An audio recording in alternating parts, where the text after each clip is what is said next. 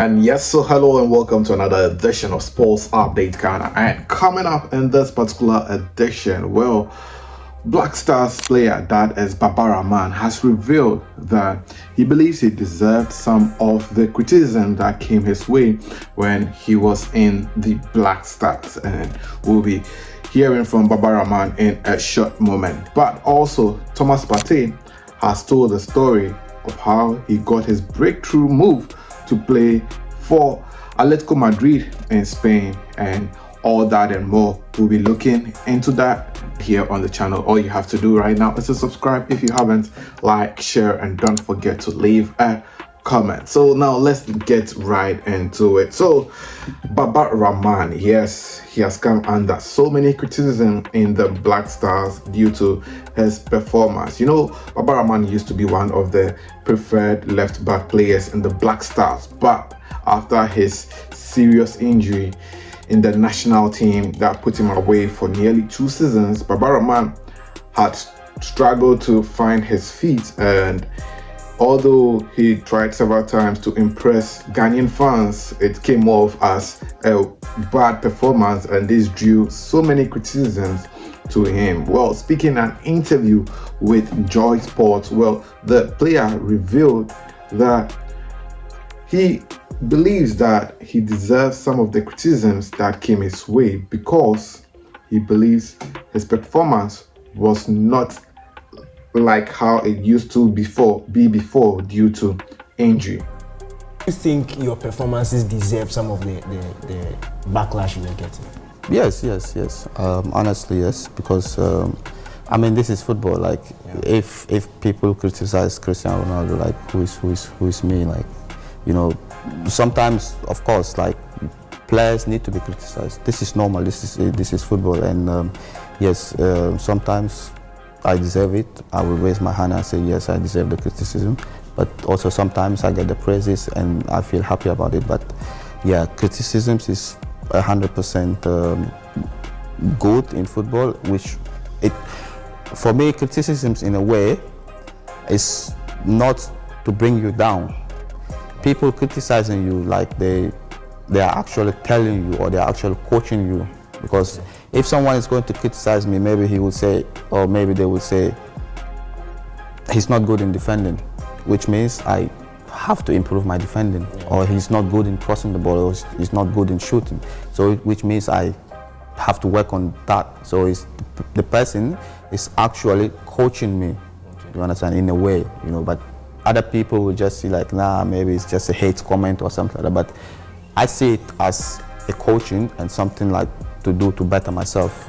Yeah. So that is Rahman over there telling us about how he feels he deserves some of the criticism that came his way. But in another interview, he had said that, well, he believes some of the criticism were harsh and personal, such that he would come home and cry because of how people were very verbally abusive. But let's go on and do some more and talk about Ghana's best player last season in Europe. I'm talking about none other than Thomas Partey. Yes, Thomas Partey has been in impeccable form at Arsenal, and last season, well, they came close to winning the Premier League, but they bottled it as usual. And Thomas Partey, we all know that 10 years ago, he bounced onto the scene, and all of a sudden, everyone was asking, Partey, where did this player come from? How come we didn't hear of him playing in Ghana's youth side, under 19, under 20, under 17? He didn't play for any Ghana Premier League side. How come he moved from Ghana to Europe? Have you ever asked yourself how Partey moved from Ghana, Rahman, Tema, to Spain, playing for Atletico Madrid? Have you ever asked yourself? Well, Thomas Partey has finally told the story of how he got his move from Tema Youth all the way to Atletico Madrid. Here, let's hear from Thomas Partey. Let's talk about the move to Europe. How did you know that you were going to go to Europe? Oh, that was a serious one, because so after Rahman, I went to justify myself in Tema Youth. Yes. Okay, so he picked, Palmer picked me, and then the coach that I was with in Rahman yes. forced the other coach, Coach Loco, you know, to pick me. So we play in the second division, and then we qualify to the Premier League. Yeah, and our first game was against Kotoko. And at that moment, before that, one of my agents he's Ghanaian. He's called Mr. Enes. You had an agent back then? No. No, okay. He's working with the Spanish people, so he just came on holiday. Okay. So he stayed in the hotel where we used to train, like right across the street.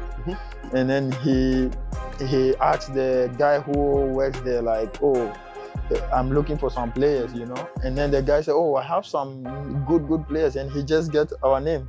Straight? Yeah. How many of you? First he got a striker, and then me, and then another guy.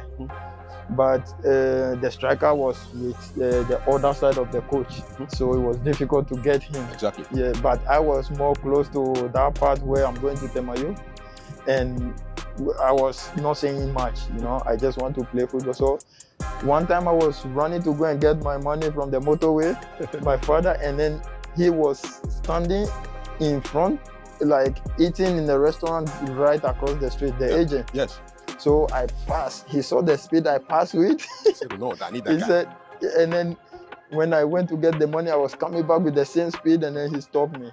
And he asked me what's my name, because in Ashama, most of my friends know me as Senegal. Senegal. Yeah, I'm a Senegal. Okay. From After the famous Black Star player. Yes. Yeah.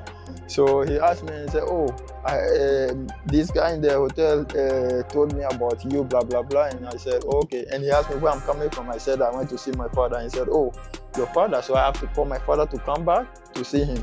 Of course. I don't know him. He just said, oh, I want to see your father. And then I don't know what they talk about because I'm just going to do my thing. And then when we were in Tema Youth, he called my father and called the coach that I'm with and said, okay, I want to take this player. I'm an agent. I want to take this player to, you know, Europe. They don't, we don't know where in Europe. He just said Europe. But he said, you must make sure he don't play any game in the Premier League. In which Premier League? In Ghana Premier League. Yes. Why did he say that? Because once you play one game, the team you played with would demand a lot of money. But Tema Youth was promoted to the Premier League. Yes. And Tema Youth played Kotoko. First game, yeah. Were you in that team? I was in that. Okay. Yeah. But you already. Moses, OJ. Yes. Francis Na. Yeah. Then it was too late. You had already played one game. No. But in the Premier League, because we were playing without contract. Oh, okay. You know, in the first division. I get you. But when we get to the Premier League, you need to sign a contract before you play. Okay. So he said, make sure you don't play any game. So I got the contract from Parma, and me, in my mind, Parma, forget, I'm not playing any game. And in the first game, we went to camp. And then I have to find a way because I was completely okay. I've been waiting for the Spanish people to do their job for like a month or something. We don't have a lot of time. No. So 1 week before the game, he said, oh, they've done your passport and everything. I don't even know how they do it. They've done your passport and everything, and the ticket will arrive like today is Saturday, Sunday is the game, Monday I have to travel. And then I don't know how they did that, but it was a lie just for me not to play the game. So after the game, I'm like, oh, am I traveling? They said, no, next week. And I have to go back to training. They're postponing, they don't want you to play. Yes. Okay. But then before the next game, I was already in Kotoka. From I only took one boot and one jacket, no bag, nothing. What was it like to step onto the plane? Was that the first time you were flying? Yeah. No, it was at night. How did you feel going into this iron bed? I just slept. I was so tired. You're not scared or anything? No. This most after Shaman and all this. Airplane is nothing. It's nothing. It's like chilling. It's like chilling, man. Who knew you were traveling? Only my father. Only your father. Mommy didn't know? No. Was that intentional? It was intentional because the move from Somanya to Ashama really affected her. You know, she didn't want me to go because, you know, my son, 9 years. How did it affect her?